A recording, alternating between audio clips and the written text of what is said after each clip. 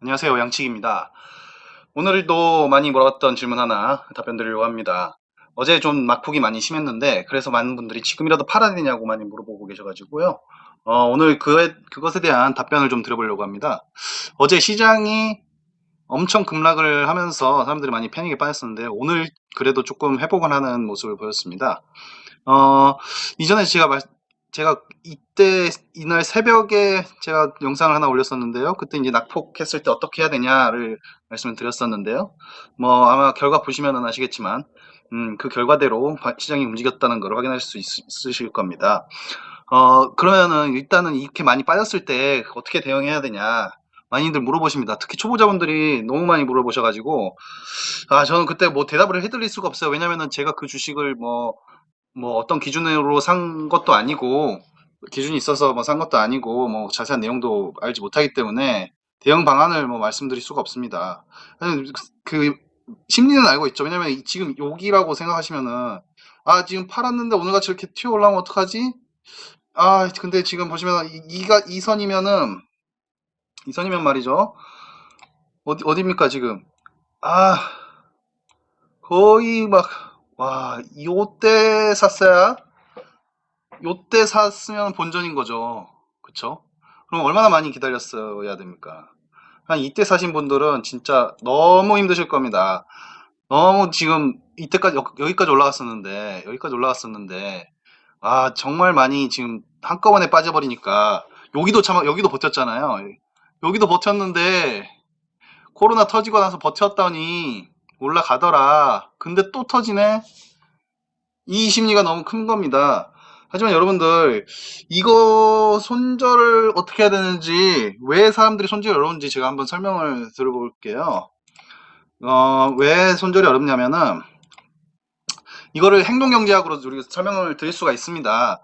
이 행동경제학이라는 거는 기존의 경제학이 사람들은 합리적이다, 합리적인 존재다라고 이야기를 했었죠. 합리적이다. 합리적이라고 했는데 행동경제학은 아니다. 사람들은 비합리적이다. 이렇게 이야기를 합니다.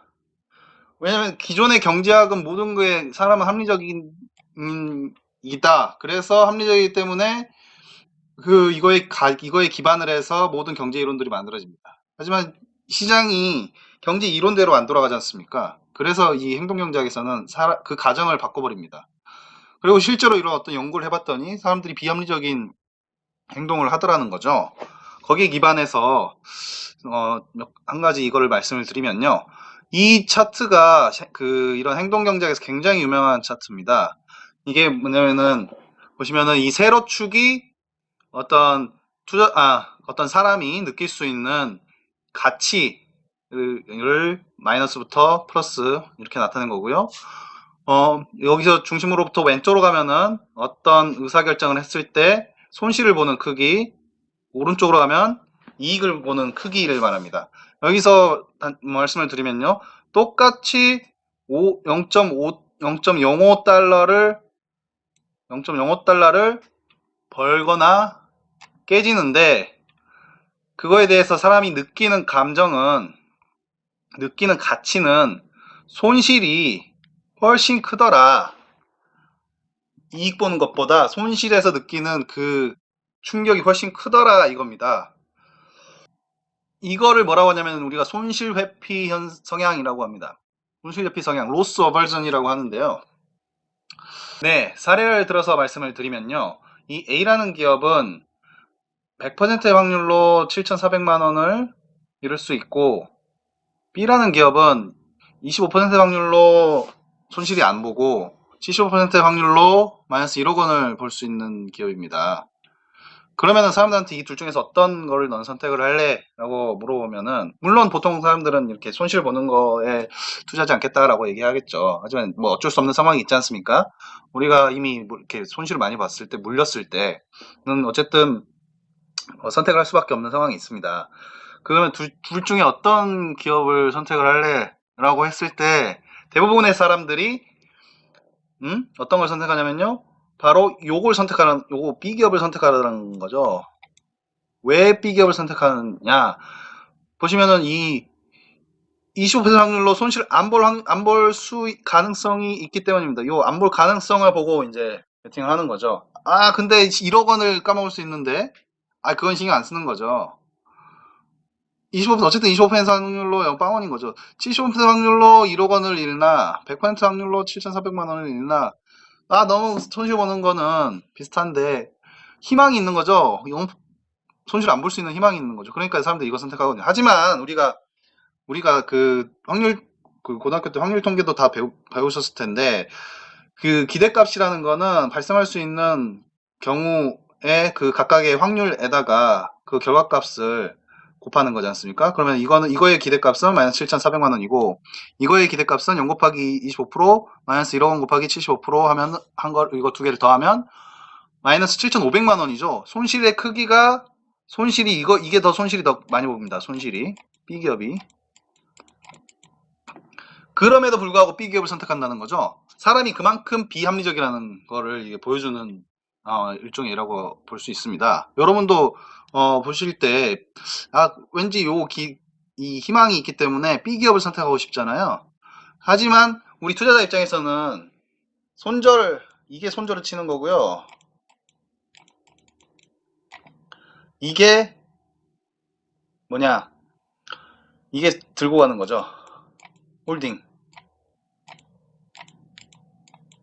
아, 몰라. 아몰라 하는 거죠. 아몰라 하다가 좀 빠지면 그때는 진짜 끝인 거죠. 아, 더 이상 버틸 수 없어. 하고 날려버리는 거고, 아주 드문 확률로 다시 복구를 하게 되는 거죠. 이런 상황을 바라는 겁니다. 그래서 손절을 못 하는 겁니다. 자, 여기서도 보시면 이게 그건 거죠. 손절을 하려고 하니까 너무 힘든 겁니다. 그 손실을 확정짓는 게 이익보다 너무 크게 느껴지거든요. 손실을 확정짓는다는 건 너무 크게 느껴지거든요. 그러다 보니까 우리가 손절을 하기 어려운 겁니다. 이게 바로 행동경제학에서 이야기하는 우리가 왜 손절을 못하는가에 대한 이야기입니다. 물론 행동경제학에서 그렇게 이걸 손절의 개념으로 이야기하지 않습니다만은, 제가 행동경제학을 공부했을 때는 이걸 투자와 연결시키다 보니까 그런 결론을 이룰 수가 있었습니다. 그러면 우리는 어떻게 해야 되냐? 자, 이거 제가 어떻게 해야 되는지 말씀드리도록 하겠습니다. 먼저 손절 기준은 살 때 정해져야 됩니다. 그러니까 들어갈 때 포지션을 롱이든 숏이든, 롱이라는 거는 이제 매수하는 거고, 숏은 하락에 베팅하고, 롱은 상승에 베팅하는 게 그 롱숏 개념인데, 일단 어쨌든 대부분의 사람들은 주식 매수를 하시기 때문에 매수라고 가정을 하고 말씀을 드리면요, 손절 기준은 어쨌든 어떤 주식을 살 때 정해야 됩니다. 살 때 이유가 있습니다. 분명히 이 주식 내가 왜 사는지, 이 주식은 저평가돼 있어, 아니면 이 주식은 앞으로 너무 성장성이 좋아, 아니면 이 주식은 누가 어떤 애널리스트가 추천했어, 뭐 이런 식의 본인만의 기준이 있을 거 아닙니까? 아니면 이 주식 지금 테마주야, 어떤 기준이든 상관없습니다. 하지만 손절 기준은 그 살 때 결정돼 있습니다. 이미 살 때 내가 가치주를 살 거다 그러면은 가치주를 샀는데 그 가치가 없는 거예요. 회사가 뭐 재무 구조가 안 좋아졌어요. 그러면은 팔아야 되는 거죠. 그때 팔아야 됩니다. 그때 이미 살 때 그렇게 결정이 되는 겁니다. 반면에 성장주인데 성장이 꺾였어요. 성장이 꺾이면 팔아야죠. 그러면 그리고 일단 가격, 내가 이거 들어갔는데 몇 프로까지 빠지면 나는 털고 나온다 라는 기준을 살 때 정하셔야 됩니다. 그리고 그걸 지키셔야 됩니다. 그걸 지키지 못하면은 그게 실력이 없는 거예요. 실력이 있는 사람은 자기 기준을 다 정해놓고 그 기준대로 따라가는 사람이에요. 물론 그 기준은 잘 세워야겠죠. 잘 세워야 되는데, 일단 어떤 기준이 맞는지는 사실 지나고 나서야 아는 거고, 가장 훌륭한 트레이더는 본인의 기준이 명확하고 그 기준대로 실행하는 사람들입니다. 두 번째로 말씀드리고 싶은 거는, 이 본인의 기준이 훼손되지 않았으면은 감사합니다, 땡큐 하고 추가 매수를 해야 돼요. 왜냐면은 지금 내가 보고 있는 거랑 전혀 다른 이유로 빠졌다, 급락했다 하면은 사야 되는 거죠, 추가적으로. 왜냐면 다시 그쪽으로 갈 거 아닙니까? 본인이 맞다고 하면. 물론 손절 기준 내에서 손절 기준이 본인의 기준이 훼손되지 않았다는 가정입니다. 그 안에서 움직이는 거다. 그러면 만약에 내가 여유 자금이 더 있다. 혹은 내가 미리 이런 상황이 올 줄 알고 현금을 조금 남겨놨다. 할 경우에는 이렇게 추가 매수를 하시면 됩니다. 예, 오늘 제가 뉴스를 봤을 때 보면은 워렌 버핏이 이런 얘기를 했어요. 워렌 버핏 다들 아시죠? 이분이 이런 얘기를 했습니다. 지금이 인터뷰를 했는데, 이거 CNBC 방송하고 인터뷰를 했는데, 지금이 구단 상태다. 지금 미국 주가가 빠져 있잖아요. 오늘 지금 이제 곧 1분 후에, 지금 시간으로는 1분 후에 열리는데요. 지금은 주가가 빠졌을 때 좋다. 뭐 하기에 애플 같은 거 주식들이 굉장히 좋다. 애플 같은 거 사고 싶다는 거죠. 본인이 지금 빠졌을 때. 땡큐 하고 산다는 얘기입니다. 왜냐면은 워렌 버핏이 보는 기준에 따르면 애플은 계속 갈 거거든요. 왜냐면 애플의 그 브랜드 가치를 믿고 있기 때문인 거고, 그 시장 장악력을 믿고 있기 때문에, 그리고 모든 시대가 이제 그 아이폰 또는 스마트폰이라는 그 기기를 통해서 그 발전이 이루어지고 있다라는 워렌 버핏의 믿음이 있기 때문에, 이 믿음이 훼손되지 않는 이상 워렌 버핏은 롱을 가져간다 라는 겁니다. 마찬가지로 여러분들도 이런 식의 기준을 가지고, 만약에 내가 바라보는 기준과 전혀 다른 방향으로 움직인다 했을 때는, 기준이 깨지지 않았으면은 추가 매수하는 겁니다. 그거를 절대 그 물타기다 라고 생각하시면 안 되고요. 이거는 정말 좋은 기회다 라고 생각하시는 게 좋을 것 같습니다. 그리고 세 번째로는, 우리가 보고 싶은 뉴스, 듣고 싶은 이야기만 듣고 있는 것은 아닌지를 되돌아봐야 합니다. 이걸 뭐라 그러냐면 보통 확증 편향이라고 하는데요. 그러니까 내가 만약에 이 시장이 좋을 거야, 앞으로 좋을 거야, 그러면 좋은 것만 보여요. 그리고 안 좋을 거야 하면 안 좋은 뉴스만 또 이상하게 더 부각돼서 느껴집니다. 그런 것들을 잘 되돌아봐야 합니다. 자, 이 그림을 보시면요. 이 사람이 봤을 때는 이 막대기가 4개로 보이죠. 하지만 이 사람이 보면은 3개로 보입니다. 이게 어떻게 된 거죠? 네.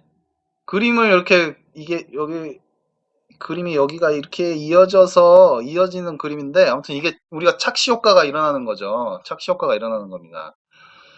이 사람 자기가 어떤 자리에 있느냐에 따라서, 어떤 관점을 가지고 있느냐에 따라서 세상을 바라보는 시각이 달라질 수 있기 때문에, 혹시나 그런 건 아닌지 우리가 항상 조심을 해야 되고요. 그러니까 손절을 왜 못하냐면은, 본인이 봤을 때 이거 올라가야 되거든요. 올라가야 되는 이유만 있는 것 같아요. 분명히 안 좋은 이유가 있는데도 올라가야 될 것 같은데, 그럼 올라가야 될 것 같은 것만 계속 보고 있는 거죠. 그러면 안 된다는 겁니다. 그러면 안 되고요. 떨어지는 데는 분명히 이유가 있는데, 그럼 왜 그런 게 발생했는지도 항상 우리가 생각을 해야 된다는 겁니다. 여러분들, 제가 말씀드린 3가지 원칙을 꼭 지키셔서 성공 투자하시기 바랍니다. 이상 양식이었습니다. 감사합니다.